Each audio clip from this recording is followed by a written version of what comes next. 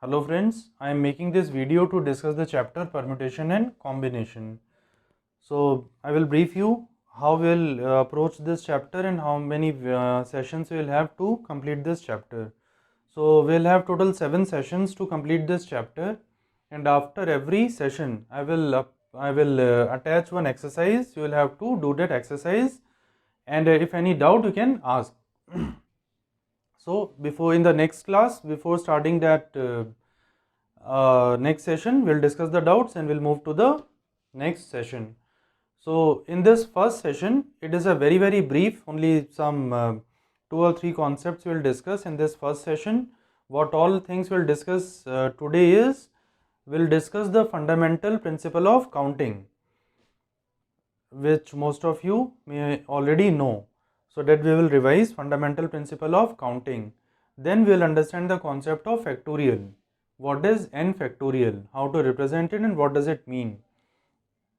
Then third concept we will study today is how to find the exponent of a prime number in n factorial, where n is a natural number. How to find the exponent of a prime number in any factorial. So we'll start with fundamental principle of counting. After each concept, I will give some examples or we will do some problems to understand it better. And then you will have to do exercise after the session. So first concept is principle of counting, fundamental principle of counting. In these fundamental principles, there are 2 principles. Principle number 1 is multiplication rule or multiplication principle. Multiplication principle. So what is this? It is multiplication principle. It says that I will say what it says, then we'll understand with some examples. Multiplication principle says that if a operation can be done in m different ways, if a particular operation can be done in m different ways, and in succession to that, that is after that, following that, another operation can be done in n ways, then the number of ways in which these 2 processes can be done in succession r is equal to m into n. I will repeat. If it is multiplication principle, which is a principle of counting. Principle of counting means we are trying to find the number of ways in which a certain activity, particular activity can be done. Number of ways in which we can complete a particular task. So first is multiplication principle. In how many ways we can do a task where we have 2 tasks. Number 1 task can be done in m ways, and after doing that there are n ways in which we can do second task. Then both together in succession can be done in m into n ways. So in what we say generally is, whenever we have and, we have to multiply. Whenever we have and, we have to multiply. Here we have and, that in m ways we can do activity 1, and after that, following it in succession, then we have to do activity 2, and there are n ways in which we can do activity 2. Then both together in succession can be done in m into n ways. So this and this, so this into this. Number of ways of activity 1 is m, number of ways in which activity 2 can be done is n. So total ways are m into n. We can take one example. Let us take an example where we have a auditorium. We have a auditorium. It is a big auditorium where we have, let us say, 1, 2, 3, 4, 5, 6, 7, 8, 9, 10 gates. So many gates. 1, 2, 3, 4, 5, 6, 7, 8, 9, 10. It is an auditorium in which we have 10 gates. Now, what we have to do? What is the task? Activity 1 is we have to enter this auditorium, and activity 2 is we have to get out of this auditorium.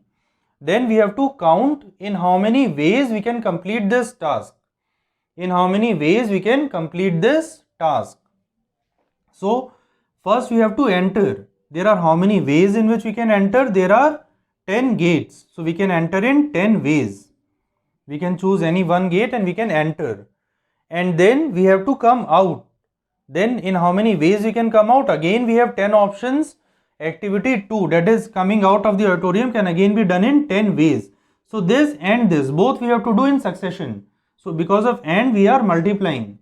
So 10 into 10 is 100. So there are 100 choices, 100 ways in which we can do. Enter from gate number 1, get out from 2. Enter from 1, get out from 3. Like that we will have 100 choices. Right? So whenever we have and, we have to multiply. It is a fundamental principle of counting, which is, first principle is multiplication principle. Whenever we have and, we have to multiply.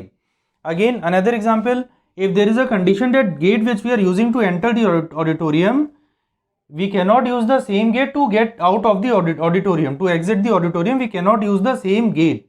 Then in how many ways we can complete the task? Task is, go inside the auditorium, watch the movie or whatever seminar, attend the seminar and come out. That is the activity. In how many ways we can do? We can enter in 10 ways, but while coming out we will have 9 choices. Because now we have put one condition that the gate which we are using to enter the auditorium cannot be used to get out of the auditorium. So total we will have 90 choices. In total, in that case, we will have 90 choices. Important thing is, whenever we have and, we have to multiply. So in multiplication principle, there are 2 activities or there can be more than 2 activities, and they are happening in succession. Then this and this and this, all we have to multiply. It is applicable for more than 2 activities also. Like we have 5 activities. So M, N, P, Q, R. Let us say there are 5 activities in succession. Number 1 activity can be done in M ways, then and. Number 2 can be done in N ways, and. Number 3 can be done in P ways, and. Number 4 can be done in Q ways, and number 5 can be done in R ways. So total number of ways in which we can complete this task is multiplication of all this and this and this and this and this, because all we have to do. So whenever we have and, we have to multiply. So it is applicable for any finite number of activities, 2 or more than 2. Now next is addition principle. Next is addition principle. Fundamental principle, second principle is addition principle. What it says? It says that if we have to do first we have to do a task. Let us say there are m ways in which we can do task number 1, or we have a choice, or in n number of ways we can do another task. We have to do any one, either of these. If one activity can be done in m ways and second activity can be done in n ways, then the number of ways in which either of these two, any one of these two can be done is m plus n. Here what we have or, that is either do m, that is activity 1, or do activity 2, this or this. Whenever we have or, we have to add. Whenever we have or, we have to add. Activity 1 can be done in m ways, or do activity 2, which can be done in n ways. So any one of these can be done in m plus n ways. We can take one example. Let us take an example where, let us say we are going to a party. Not a party, some get together. We are going to that small function, but in that function there are some restrictions on what we can eat.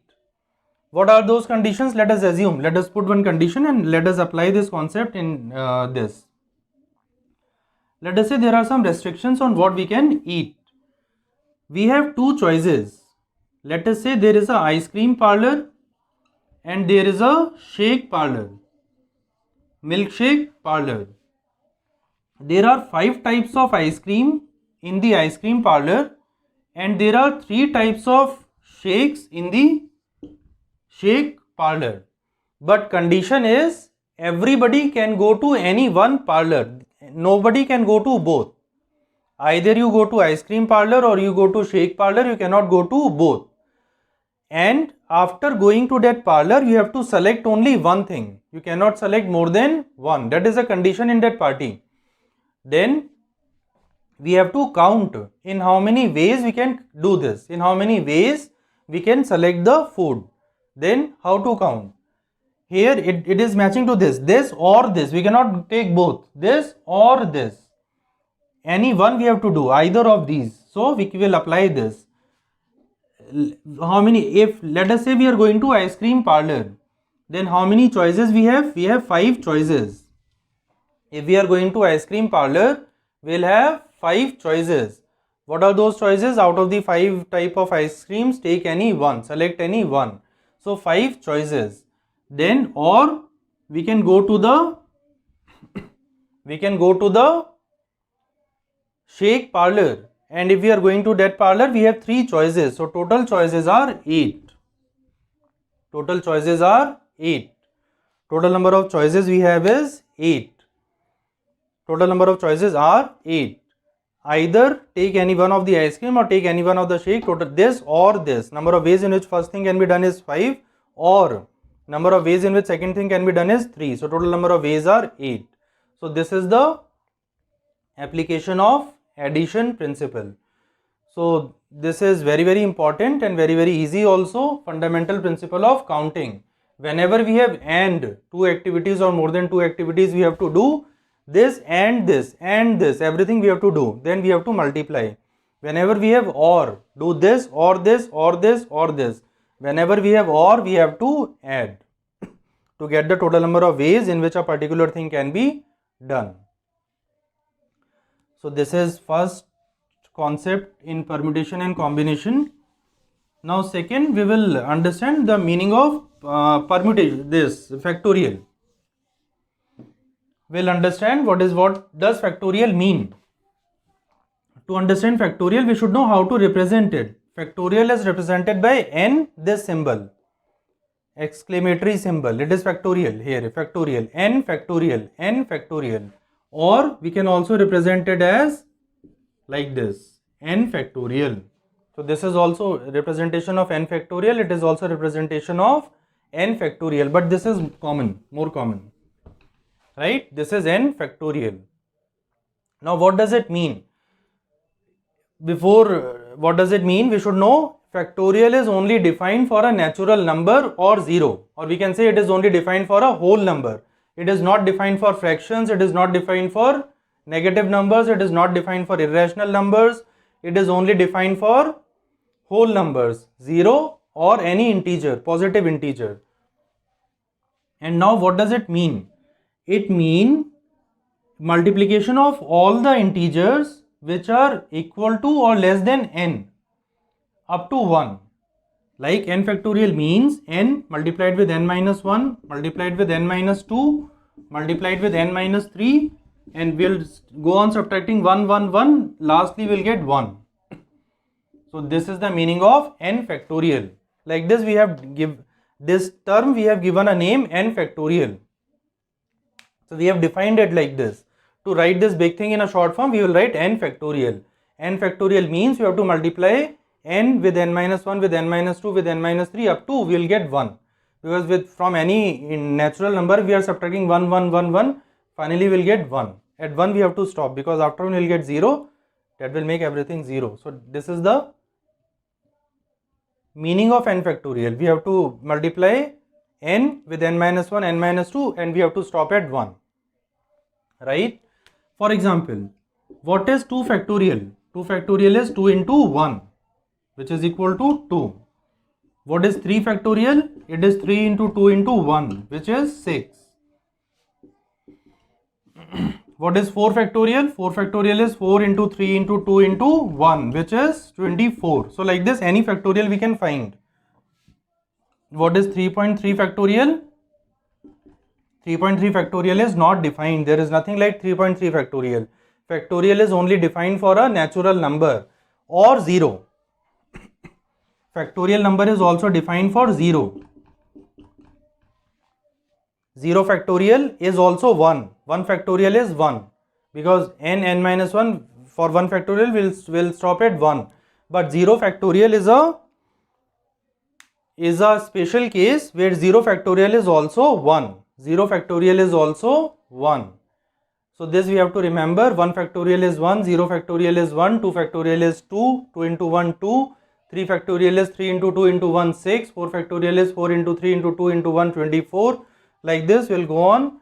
Any natural number we can find the factorial by this simple multiplication. Subtract 1 1 1 up to we will get 1.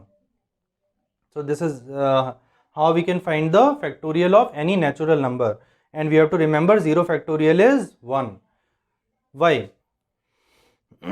Because factorial also means, though we'll discuss it, we'll discuss this concept in the coming sessions, but abhi ke liye we can understand that factorial means number of arrangements, number of ways in which we can arrange some things, some particular number of things. Like we have 3 markers. Marker number 1, marker number 2, marker number 3. They can arrange. Arrange means in a line, in a sequence. First M1 will come, then M2 will come, then M3 will come. Or first M2 will come, then M3 will come, or then M1 will come. Again sequence will change. So in how many ways we can arrange them in a line? First, second, third. Anyone can come at first, anybody can go to second, any third can be go to third. So in how many ways we can arrange it? That is given by n factorial. 3 things mean 3 factorial. So if there is only one thing, in how many ways we can arrange it? There is only one way, we cannot do anything with it, it is only one. So number of ways in which we can arrange it, one thing is 1. Then if there are 2 things, in how many ways we can arrange them? Either M1 M2 or M2 M1, no other arrangement. So number of arrangements are 2, which is also equal to 2 factorial. So n factorial means number of ways in which we can arrange n different things. What is different? We'll understand in the next sessions. Number of ways in which we can arrange n things is n factorial. If there is 0 thing, if there 0 factorial means we have to arrange 0. That means there is nothing. If there is nothing, we cannot arrange it. So there is only one way. It is already arranged. There is nothing. So it is one way we can arrange 0. 0 factorial is 1. 1 factorial is 1. 2 factorial is 2. Like this. 3 factorial is 6. We can make those arrangements. M1, M2, M3, M1, M3, M2. Then 2 cases, M1 is first, 2 cases, M2 will be first, 2 cases, M3 will be first. So total we will have 6 ways. So 3 factorial, that is also 6. So n factorial is defined like this, and it means number of ways in which n particular things can be arranged. Right? 0 factorial is 1, because 0 means there is nothing. If there is nothing, there is only one way we can arrange it, that is leave it. But negative factorial is not defined. -1 factorial is not defined, because -1 तो कुछ हो नहीं सकता. -1 चीज़ें कैसे होंगी? Minimum 0 होगा, कुछ है ही नहीं, ब्लैक बोर्ड पे 0 है, तो मतलब 0 हमें अरेंज करना है. लेकिन -1 ऑब्जेक्ट कैसे होगा? -1 ऑब्जेक्ट नहीं हो सकता, तो -1 फैक्टोरियल डिफाइंड ही नहीं है. -1 फैक्टोरियल डिफाइंड ही नहीं है. Right? Then for today one more concept we will study, that is the next concept is the exponent of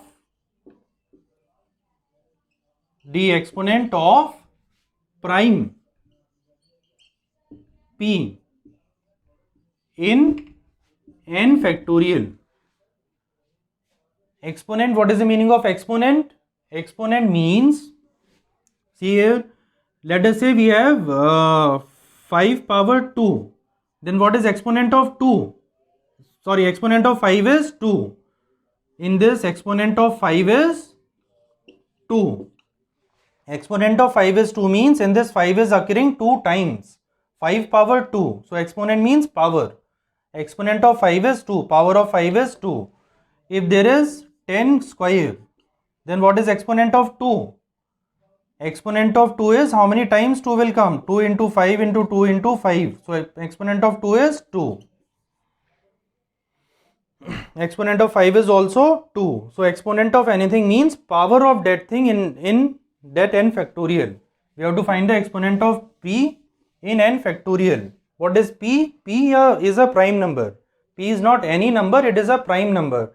And whenever we are studying this factorial, n factorial, whenever we are studying permutation and combination, there is no concept of negative, because there is permutation and combination generally means selection and arrangement. That we'll discuss in detail in next session. But permutation and combination generally means, or particularly means, selection and arrangement.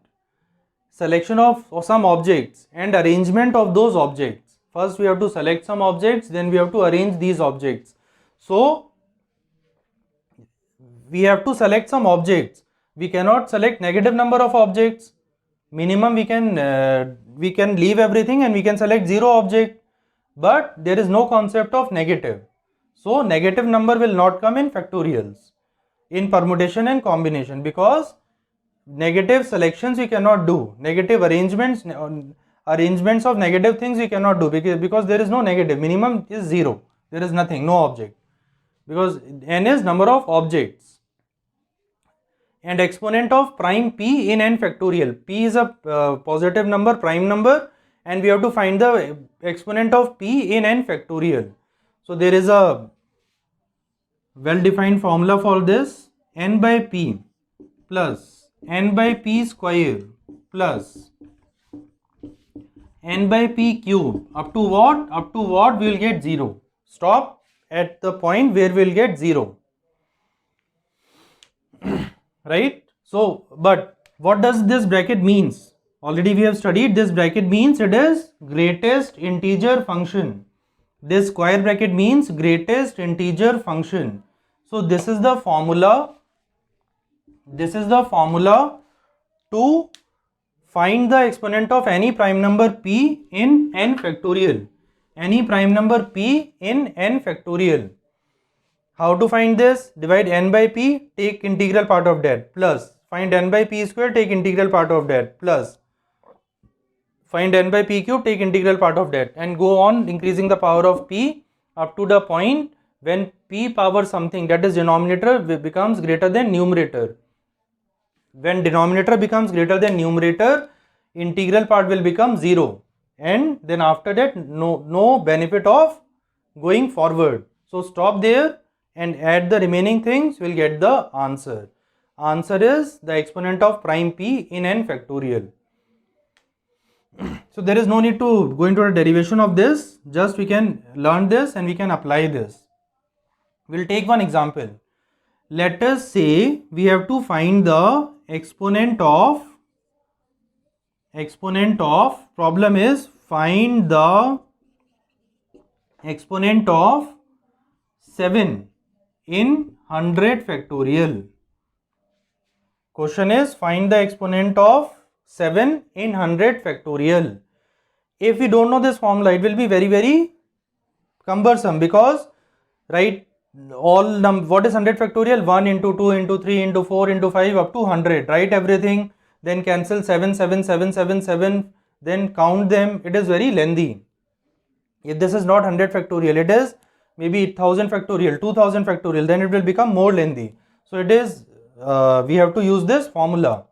We should learn this formula and we can apply this formula to quickly find the exponent of any prime number in any factorial. Here prime number is 7, factorial is n is 100 factorial. Then apply this formula. It is 100 n by p. P is 7, prime number is 7, integral part of this, plus 100 by p square. 7 square is 49, the integral part of this, plus 100 by p cube. 49 into 7 is 343, which is T3, which is less than 1, so its integral part is 0. So this thing will become 0. Now no need to move forward, because now every term will be 0, because denominator will keep on increasing. So this plus this is the answer. What is 100 by 7? It is 7 ones are 7, 4s are 28. 14 point something. Integral part of 14 point something is 14. Then 100 by 49 is 2 point something. Integral part of 2 point something is 2. So exponent of 7 is 16. Exponent of 7 in 100 factorial is 16. Exponent of 7 in 100 factorial is 16. Like this we can find the exponent of any prime number in factorial of any natural number. Because factorial of negative numbers form this factorial of fractions, factorial of any number which is not a natural number except 0 is not defined. So we can only find the exponent of p in some factorial of natural number, right? So in this case exponent of 7 in 100 factorial is 16. Now we can use this concept to also find the exponent of a non-prime number in n factorial. In n factorial. How? Let us say problem is find the exponent of, let us say we have 6 in, let us take a small number to reduce the calculation, but we can have a bigger number also, 50 factorial. Let us say the problem is find the exponent of 6 in 50 factorial. Now 6 is not a prime number. 6 is not a prime number. It has two factors, 2 and 3. So it is not a prime number, but still they are asking the exponent of 6 in 50 factorial. So we cannot use this formula, but we can use this logic. How? Exponent of 6. 6 is made up of two things, 3 and 2. When we have 3 and 2 both, when this pair is available, we'll get 6. So what we will do, we'll find the exponent of 3 and we'll also find the exponent of 2. Whichever is smaller, that will become the exponent of 6, because 6 we will get when both are available. So one thing will exhaust before other thing. So if exponent of 3 is less, exponent of 2 is more, then number of 6 will be equal to exponent of 3 only, because 2 alone cannot make 6. So how many pairs will be there? The minimum of these two, the exponent of 3, exponent of 2. And look at this formula. If denominator is greater, the output will be less in every successive term. So greater denominator will give the less exponent. So out of 3 and 2, select the one which is greater. 3 is greater, find the exponent of 3. That will definitely be less than the exponent of 2. So the exponent of 3 will become equal to the exponent of 6 in 50 factorial. We can check. We will find the exponent of both and we will confirm that exponent of 3 is greater than exponent of 2. So what is the formula? 50 by 3 plus 50 by 9 plus 50 by 27 plus 50 by 81. Integral part of everything. What is this? 16. What is this? 5. What is this? 1. What is this? 0. So this is 22. Now find the exponent of 2. We can again find the exponent of 2. 50 by 2. 50 by 4. 50 by 8. 50 by 16. 50 by 32. After that it will become 0. Integral part of everything. What is 50 by 2? 25. Here itself it has become greater than 22. So 22 is less because 3 is more than 2. So answer is 22. 22 is the answer. Exponent of 6 is 22. We can get the exponent of 2 also by adding all these, right? So like this we can find the exponent of any prime number in n factorial, and we can also apply this to find the exponent of any non-prime number by splitting that number in prime factors. By splitting that non-prime number into prime factors, take the biggest factor, find the exponent of that. The exponent of the biggest factor will become the exponent of that non-prime number. Now this same concept can also be used to find the number of zeros in the last of any in the last digits of any factorial. Let us say we have to find the number of zeros. I'll rub this. Let us say we have to find the number of zeros. Find number of zeros at the end of means units, tens, these places, end, last, at the end of some 50 factorial, at the end of 50 factorial. In 50 factorial, how many zeros will be there in the last? How to find this?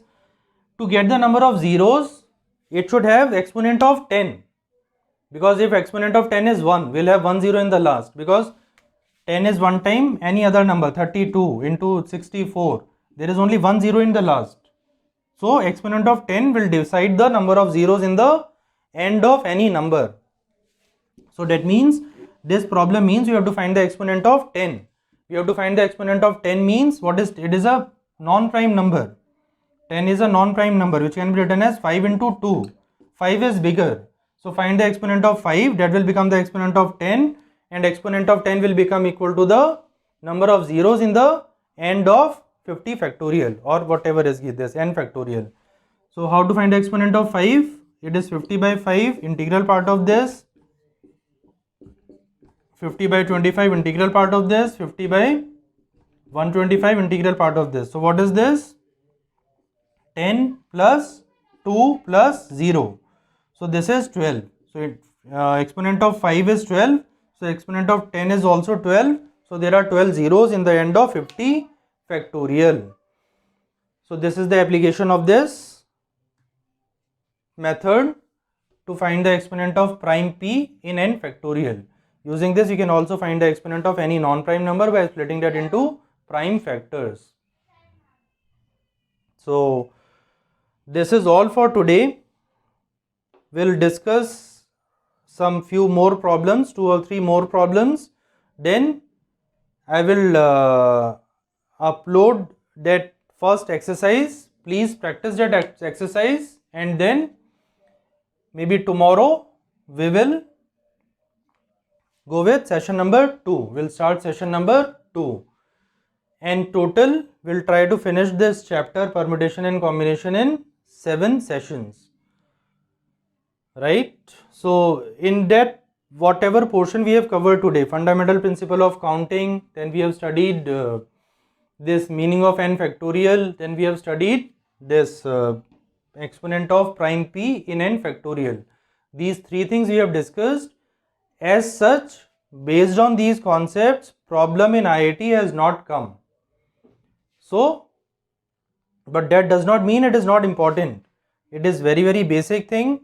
In your school exam, you can get problems like this, and even in IIT JEE, there can be a problem which involves this concept. So you should know this concept. You have to learn it. Right? So we'll do few 2 or 3 problems, then I'll display the exercise, then we'll stop for today, and next session we'll start with session number 2. So first problem I'll write on blackboard. देखिए 2 problem मैंने board पे लिखे हैं. पहला है summation of r is from 1 to n r into r factorial. We have to find the value for this. We know what is factorial, we know what is summation, we have to find the value for this expression. What does it mean? R is varying from 1 to n, summation r into r factorial. So how to do? To do this, we can write this as r plus 1 minus 1, because what we are trying to do, we'll try to make the cyclic order.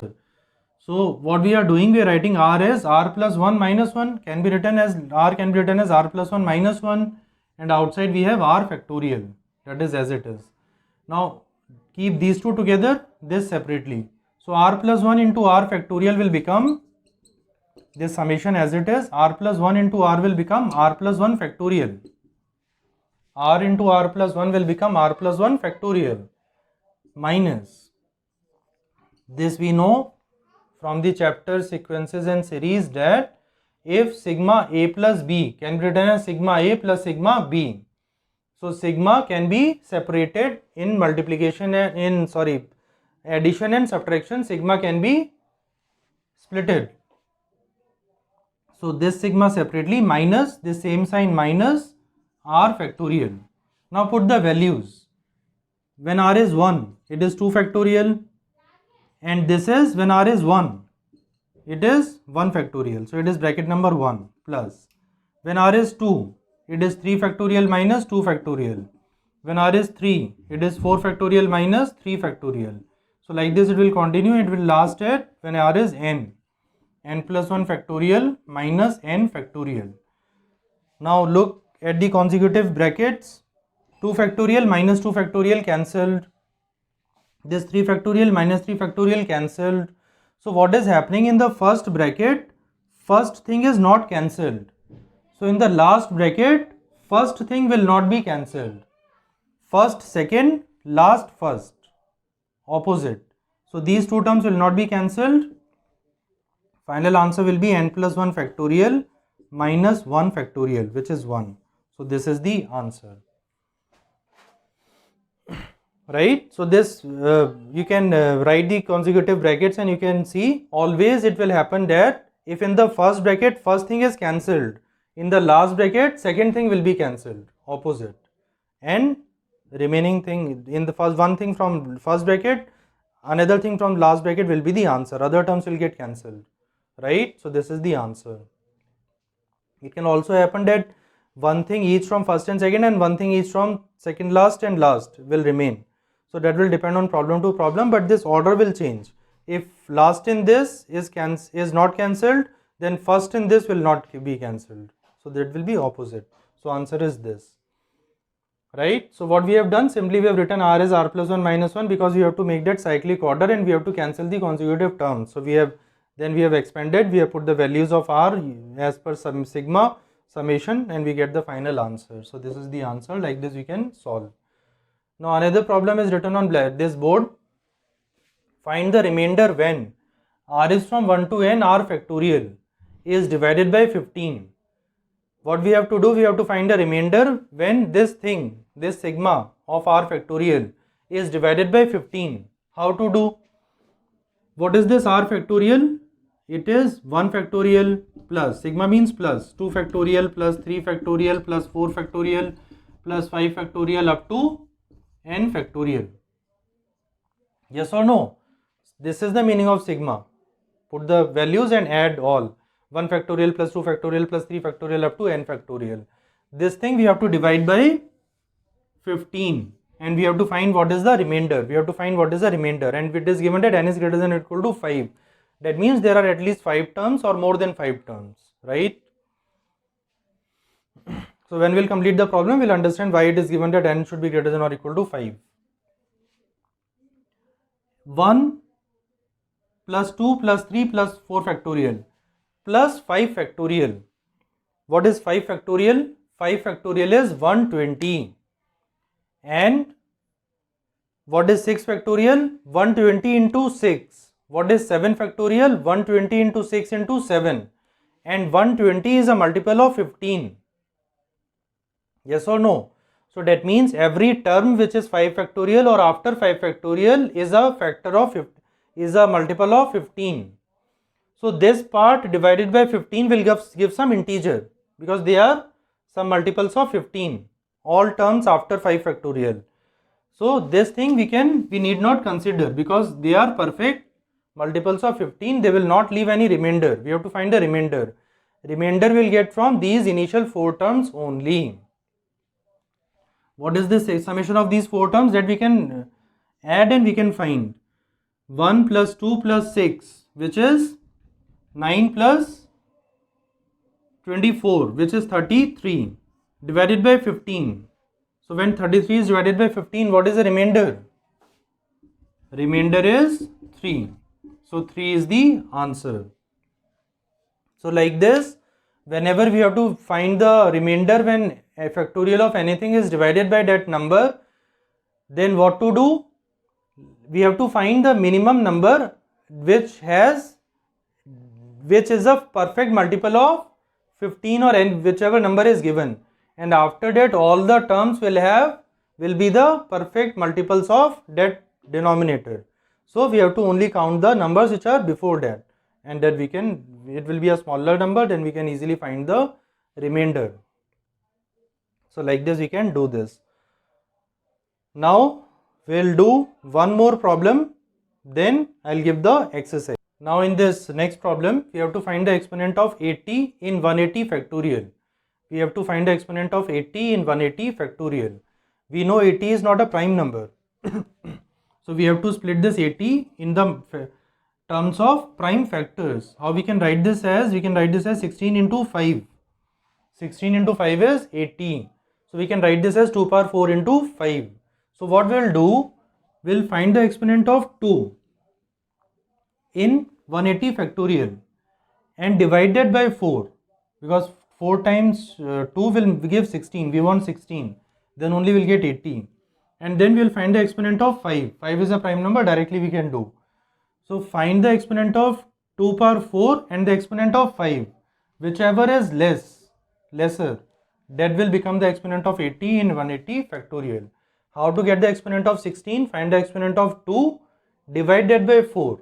That will become the integral part of that, because if there are 5 2's, power of 16 is only 1, it is not 2.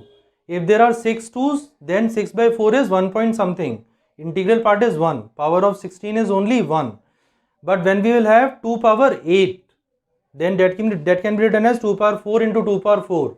Then we will have 16 square. We will have 2, exponent of 16 will become 2.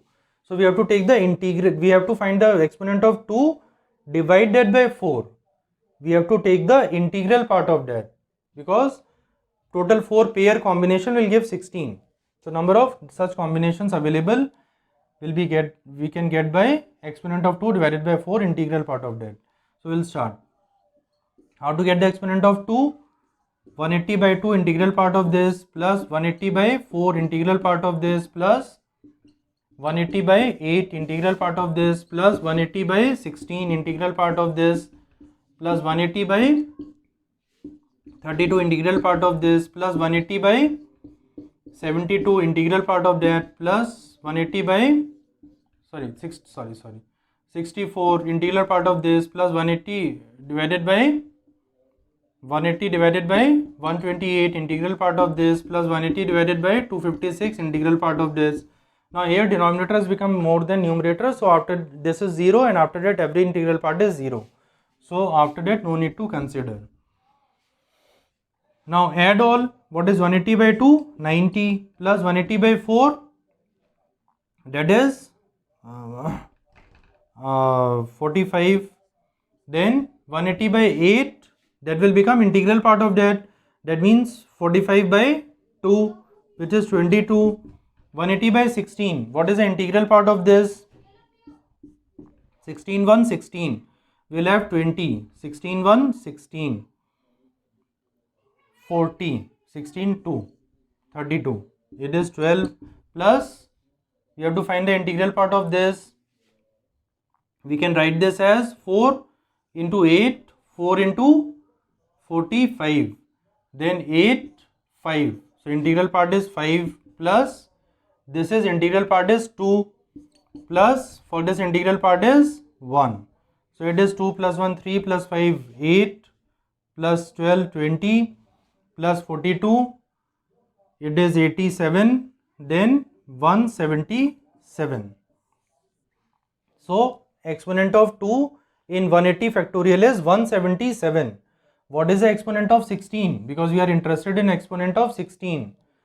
Then we have to divide this 177 by 4, because one pair of 4 will give us the exponent of 16, 116.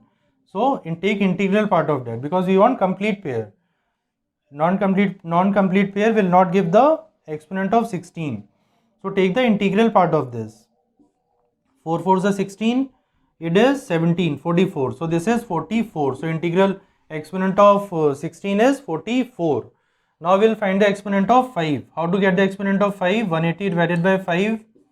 Integral part of this, 180 divided by 25, integral part of this, 180 divided by 125 integral part of this plus 180 divided by 625, that will become 0. After that everything will become 0, so we have to add these three things. 180 by 5, so what is this? 3, 6, 36 plus what is this? 7 plus what is this? 1. So 36 plus 8 is 44. So exponent of 5 is also 44. Exponent of 16 is also 44. Both are equal. So we have to take the one which is lesser. Both are equal. So we have to take 44. So exponent of 80 is 44. Answer is 44. Now in the next screen that exercise will be displayed. Please practice that exercise, and then tomorrow we'll start with session number 2. Thank you.